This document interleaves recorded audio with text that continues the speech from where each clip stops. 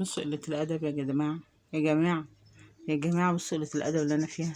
بصوا، طب أنا عايزة أنام، يعني عايزة أنعس. بصوا واقفين فوق السرير فوق خالص، شايفين؟ بصوا، بص هيوقع الكورة بتاع الواد مروان. بص بص بص بص بص قلة الأدب. انزل يا حيوان، يا حيوان انزل مع الشنطة. ويا بيتا. بص، هو وحسناء الربيع واقفين، واخدين بالكم انتوا من الموضوع؟ قلة أدب يعني ملهاش حصر. بصوا بصوا ورايا شادر بطاطين عايز يتغسل، ما شاء الله، ده غير اللي على السراير، واخدين بالكم؟ ما شاء الله، يعني اللهم صل على النبي عشان ما يتحسدوش، عندي حاجات كتير عايز تتغسل. انزل ياض انت وهي. شحبر، شحبر، شكلك فعلا مش مسيطر، يعني كانوا كاتبين في الكومنتات شحبر مش مسيطر فعلا. شحبر، هتشوف خطيبتك يا شحبر واقفه فوق. يا شحبر انت مش اتصالحتوا مالكش تكلم عليها، عماله تلعب مع اخوها فوق السرير كده. يا شحبر ده شحبر.